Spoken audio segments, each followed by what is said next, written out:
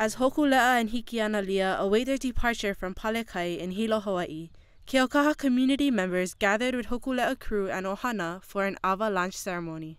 I think especially for us on Oahu, we're kind of spoiled because we always get to see Hōkūleʻa and Hikianalia and like work on her and sail on her. So I think to be able to share the canoes and to be a part of helping bring the canoes to another place so people can touch her and experience her is like, we're really lucky to be a part of that.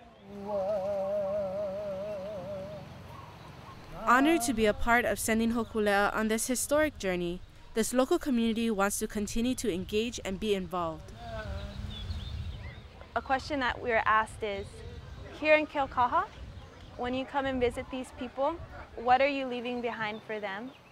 It's a voyage that intends to bring respect and to aloha and make sure that our communities in Hawaii knew that we took the time and we took the effort and we took the energy to connect with them, to link with them, and to in a respectful, humble way, explain why we're doing this voyage.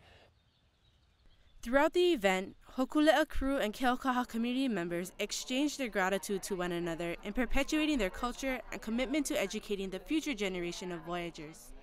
I'm here to represent the appreciation of our community. Va'a is a metaphor for all of us in so many ways. And so for the next generation, our haumana, our kamali'i, throughout Hawaii, to learn, to experience, to feel, to touch, to know the lessons, and to have them be a part of the va'a going around the world today. We're just very blessed to be a small part of this incredible journey. Just keeping that in mind and being mindful that we're guests here and all these people are taking care of us, and the smallest thing we can do is just leave something positive behind for them.